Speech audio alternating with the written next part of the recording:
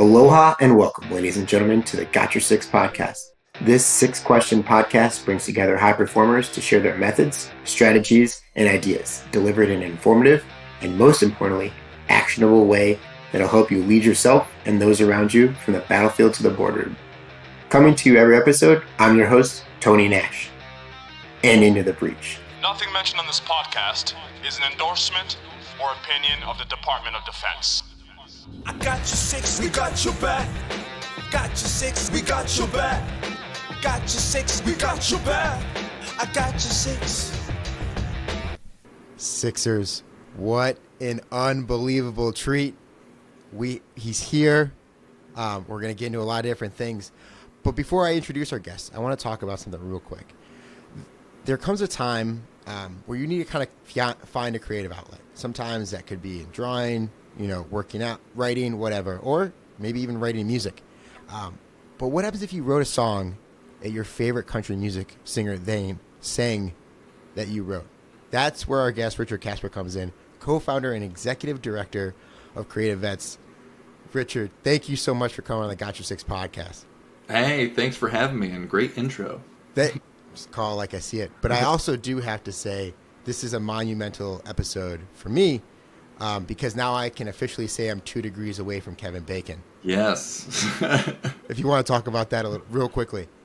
Oh yeah, just a weekend ago, I was up in New York, and I was honored with to be in the top 10 for CNN Heroes of the Year, and each one gets a celebrity or an artist that comes out and gives their little intro. And you don't know who it is until you get there and you're seated. And I was just sitting there waiting for my turn, and all of a sudden Kevin Bacon walks out and gives this whole intro on me that I feel like, if it was still like the early 2000s, I'd make it my ringtone.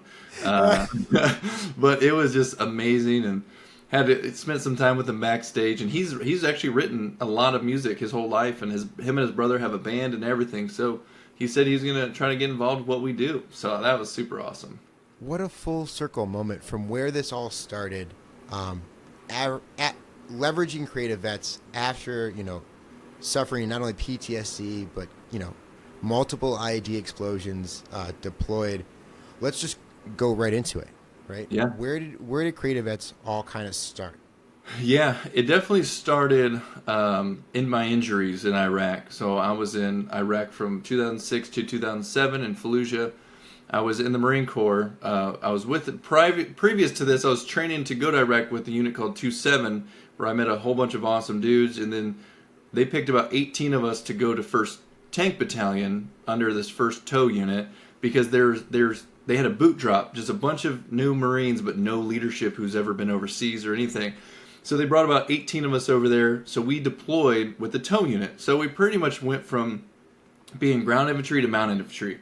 We had no idea how to use tows and everything, and Yeah. Honestly, we never even used one when we were over there. But I went over to Iraq, Fallujah, and within the first 4 months of me being there, my Humvee was blown up 4 separate times, causing a left traumatic brain injury, and my buddy was shot and killed beside me. But he wasn't just my buddy; he was my gunner. I was the vehicle commander of the first truck, and he was in my gun when he was shot and killed. And so, as most, veteran soldiers, Marines do, when we get back and we've suffered trauma, we usually just internalize it and just keep pushing forward and usually try to work our life away until we forget it all happened. But one day it usually always creeps back up. And for me, it was coming in different forms of anxiety and depression, mainly anticipation anxiety, like not being able to speak in front of people, not being able to go to job interviews, honestly, I was becoming a recluse. And so it was his memory that I just kept saying, like, he was too good of a person to not talk about. But every time I try to talk about him, I cry. And I'm a 6'5" combat Marine at the time. I rode a Harley.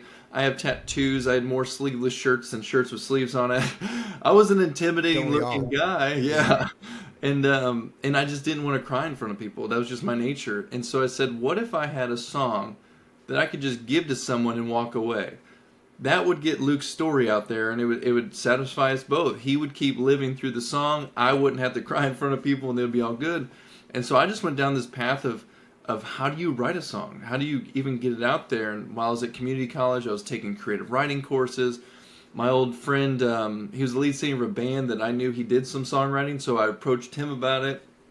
he lent me his roommate's guitar and taught me my first 3 chords on guitar, and I went to YouTube and just started rewriting parodies. Before all this, so you wanted to write a song to remember Luke, but you didn't know how to play in a music. No, I didn't play guitar. Okay. Yeah, nothing. That's what's so incredible about this. Keep and going. that's the thing too, is if you need to have a reason to want to learn. And I tried to learn guitar twice before Iraq. Well, actually one in Iraq when there was a guitar there, and once prior.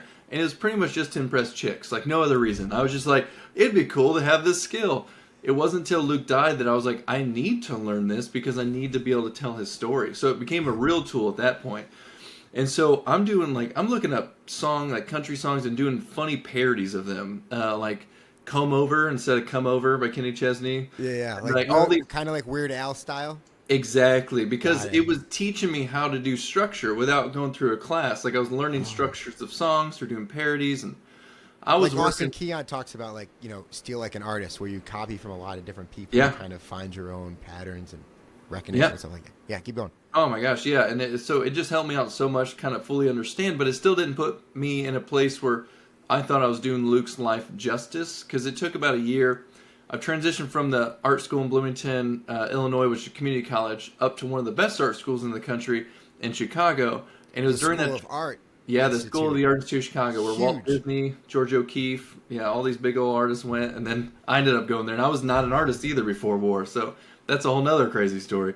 But I had this song after a year, but it didn't put him on the pedestal, and there was a lot of weird stuff in there. He didn't actually have a kid, but I threw it in there because I didn't know where I was going with it. And again, I was just a novice, and I was like, I'm not sure what I'm doing. So while I was still going to school in Chicago, I met at the bar I bounced at, because again, I didn't need to go to an interview. I just walked in, and they're like, "Hey, you're a big dude. You want a job?" So I was like, "Sweet." So I didn't have to. No shirt, no sleeves. I'd come up on a Harley, and they're like, "You're good to go. Checks all the boxes." And so, but they had this writers round up there, these songwriters from Nashville, and this one guy had like 8 number ones, and I just walked up to him and said, "Hey, have you ever written with or for a veteran before?" And he said, "Actually, yeah, me and Billy Ray Cyrus wrote a song called Runway Lights about a staff sergeant in the Army coming home from war."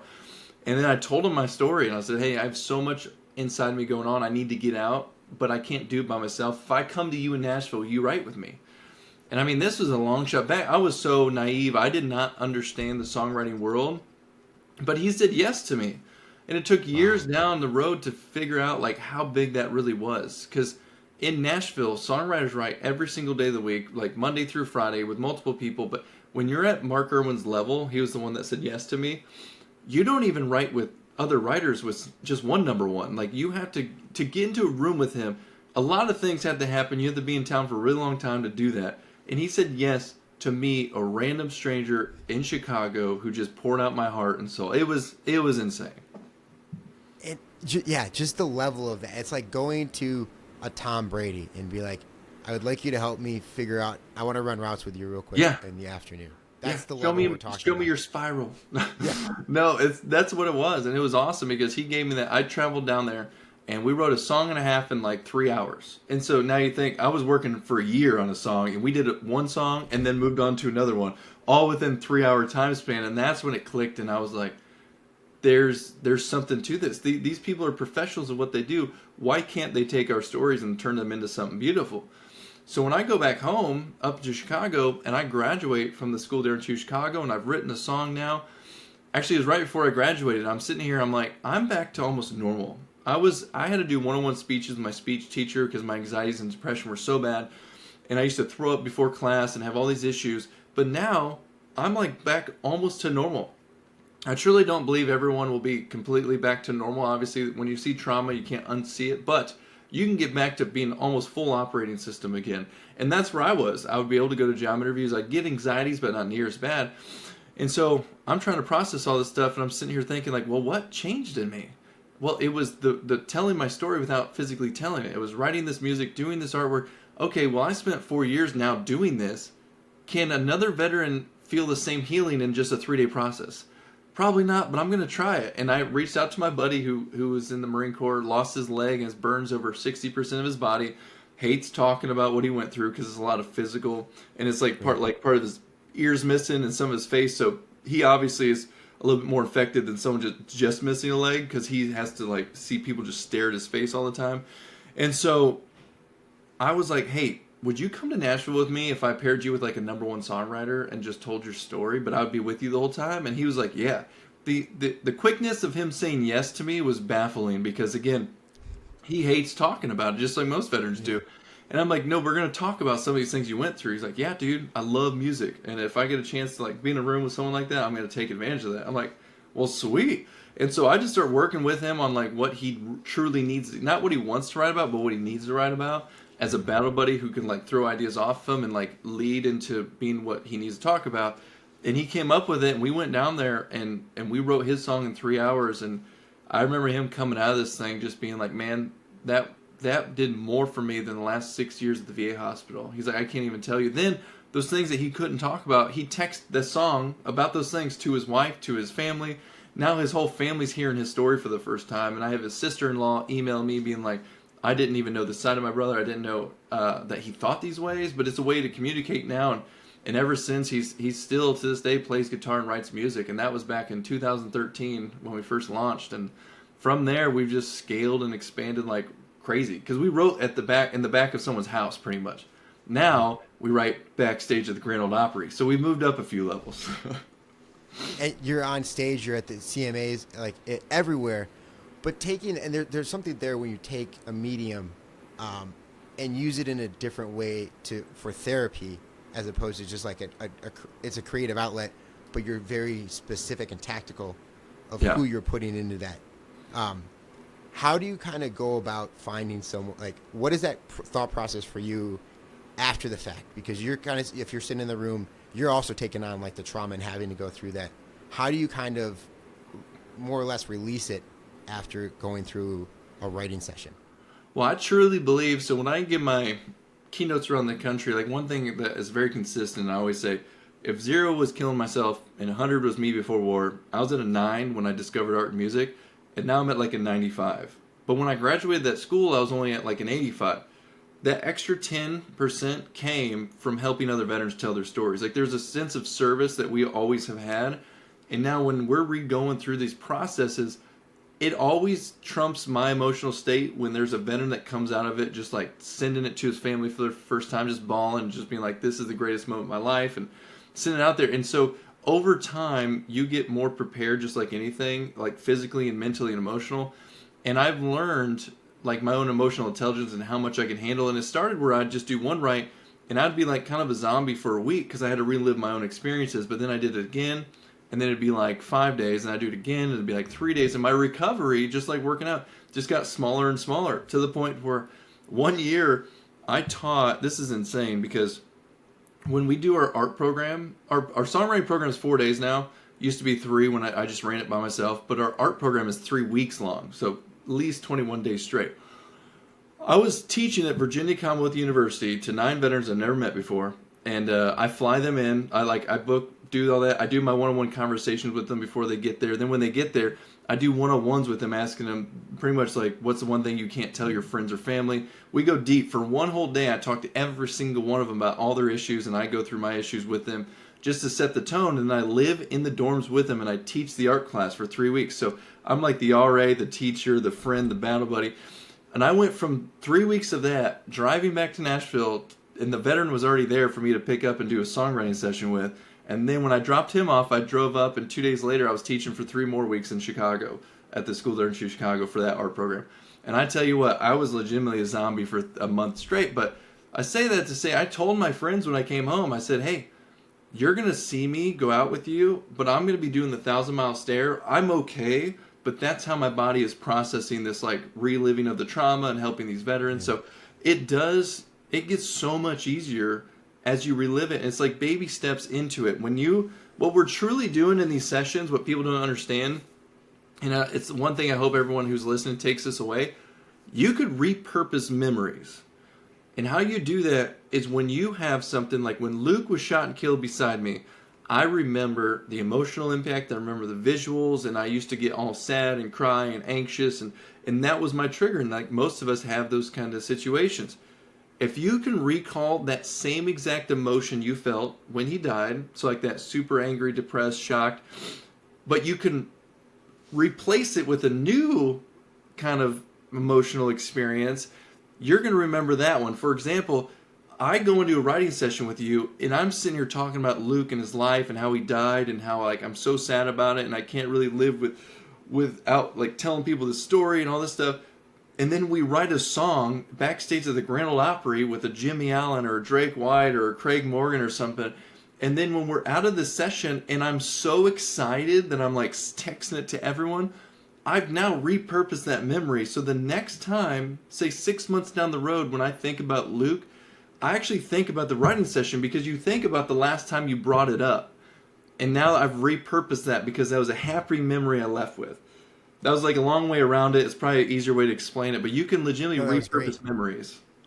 And because when you have something that is traumatic, you can recall that experience in every sense, right? You can taste it, you can smell it, you can feel it, you can hear it, you can see it, like instantly. And now you've started to attach so many other, like you said, positive memories to it. Yeah. And it's not just you; it's the other people and the other veterans that you're helping, as well as the songwriters. Oh yeah, songwriters say it helps them more than helps. They don't understand it, but they say this helps me more than help the veteran. And I'm like, I understand where you're coming from, but I guarantee you it helped them more. And one of the veterans I explained this to about repurposing the memory, he called me. It was probably like 4 months later. He's like, dude, Richard, this is weird. He's like, I was just thinking about my buddy who we wrote the song about, and I wasn't sad. I kind of feel weird because I'm not sad or anything. I just kind of feel, I don't feel numb. I just don't really feel anything. I was like, this is it. Your brain is legitimately remapping the way it remembered that situation because you're thinking about the experience you wrote about. And that's what's awesome. And he also said, the one coolest thing about this is I could just, before, you have to keep these stories in you. Like, I never want Luke to die, like, again, so I need to keep talking about him. But if I forget that situation, then he will. So all of us keep our trauma inside of us because we, even though it's painful, we don't want to lose it. But when you have a song, this is what he said. Chris was like, now I legitimately just put it on a shelf and I forget about it because I always know now it's like in a safe. I could just go back to it if I want to. I was able to take it out of my body and put it on this shelf, and I can go listen to that anytime I want now. So my body's been able to forget it. Yeah. And the other thing too is like, we already do this on a day-to-day basis. You go to a wedding, you hear a song with your friends or whoever you're there with, you're going to go back to whatever that memory of that song, the last memory of the song, right? Whether it's the cha-cha slide or whatever, you know, or you hear a song in the car from when you were in high school, whatever. But we're constantly using music to kind of encapsulate time in our life. Honestly, when you said that, this is weird, but I had this like 88 Camaro with T-tops when I was in high school. And I still remember it was a beautiful summer, springy day. And it was one of those roads where like the tree canopy goes over it, like where it's almost like a perfect tunnel cutout, but little spots of sun. And Drops of Jupiter by Train was playing. And like for me to remember that one specific time, like I had to feel so good because the song and the emotion of the song enhanced with the visuals that I was seeking in the car and the exposure to like the wind, like that was in my brain. So every time I hear that song, it goes back to that memory. And that's why it's so easy to relate it to what we're doing with is you get the worst thing out of you, but put it into a happy moment where you have a song. Even if it's a sad song, you're still pumped because you just accomplished writing a song with the #1 writer backstage at the Opry, and you want to share it with everyone. Right. And what you just said is so grandiose, right? Somebody hears that and thinks like, that's impossible. That can't happen. Because there's people along the way that just, for whatever reason, can't see it. How along the way have you been able to kind of like prove yourself right? Where you've kind of suffered a failure or a setback and been like, this is the direction we need to keep going. I'm going to take this one on the chin, but we're going to learn from it and continue to grow out creative vets. For me personally, because what I do in the art and music program, I call it transitioning your warrior brain to your artist brain. So I'm not trying to make you an artist or make you a songwriter. I'm just giving you those tools so that you could use those when something bad happens. Because we're all gonna have traumas later down in life. Someone's gonna die close to us. You might go through a car accident. Something really bad might happen.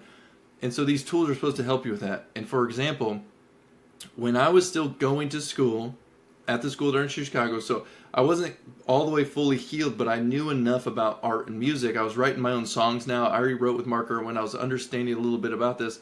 My sister was stabbed by her ex. Like, he broke into the house, stabbed her in the chest. The only reason she survived was because, like, my 19-year-old cousin, female cousin, came out and hit him in the head with, like, a 9-iron or something like that. And then it was just a crazy scenario. But he also threw, like, my nine-month-old nephew at the time on the ground when he did that. And, like, this is a crazy story. Like, I won't go to the extreme details, but she almost died. But when I hear that, as a warrior, you typically, they're in Louisville, I'm in Chicago, as my warrior brain was like, I'm going to go down there and kill this dude because he was still alive. Like, I'm going to go kill him. My artist brain was like, well, why did that happen? And then I was like, well, she was dumb for being, like, to keeping him on, like, as long as he was toxic. Then I started thinking, like, why did she do that? And then I started thinking, well, did she ever look for a sign from God and it wasn't there? Then I was like, what if I could write a song called This Is Your Sign, and then anybody in her situation, when they're dealing with this, might hear my song at the right moment and get out of a relationship, saving them from what happened to her. Yeah. And then I wrote that song in like 15 minutes called This Is Your Sign, and that completely reset me, and I was able to just drive down to Louisville and spend time with her. Like, legitimately, all my anger and everything went away for the dude. Like, I was still obviously pissed, but my warrior brain, like, deactivated as my artist brain took over and created something special out of such a tragedy. That's incredible. The whole situation is just, like you said, it's crazy. But, like, to be able to shift from that very much trained, right, to do what you do as a Marine, or really whatever we do in the military for whatever position, job you have, to then be able to transition over. What other tools along the way have you been you've taken on as you've built and continue to grow your artist brain along the way? Well, I mean, I learned a lot from the veterans who come through. It's like everything that, even how they interpret some of my artwork and music, and then how I've seen theirs, and the stuff that they come up with, and I'm like, damn, I should have thought of that. Because it's weird, because they're always constantly rethinking new ways to tell the same story. Like, the new ways of talking about my friend who died, new ways of talking about brain injuries, new ways of talking all these things. So being consistently in it, I learn something pretty much every time I work with veterans, and just keep taking away from it that keeps me going on. And it keeps me realizing, because a lot of time now that I have a team of people, I don't work nearly as one-on-one with the veterans, and you get so far removed that you start thinking, like, does this actually work? Are we still helping veterans? And then you get these texts and these emails and these people who are just, I got a Facebook message from a Vietnam veteran, never been through our program, who just said, in the message, it said, Charlie effing Mike, I just found out about your music. I started listening to it. I spent 18 years in the military. I was in Vietnam. Your music is helping my PTSD so much. And I'm sitting here thinking, he's not even in our program, and he's being healed by our music that's created. Yeah. So, I mean, there's like, I learn something new every day about our music, about our veterans, about myself. And it's just, I've never been in a better place than I am now. And it's honestly just because all the veterans and how much they give back, and the people who are willing to take a chance and a risk with art, especially arts. It's hard to take a risk doing full-on art program kind of stuff, especially if you're a masculine veteran. I could understand where songwriting would be a lot easier, but man, those are the real deal people who are willing to be like, you know what, I do need help, and I've never done this before, and I feel like it's going to be stupid, but I'm going to try. And we will make sure we link not only the Instagram, but also the link to the music in the show notes for this episode. Richard, thank you so much for sharing your methods, your strategies, your tactics, and most importantly, thanks for having our six.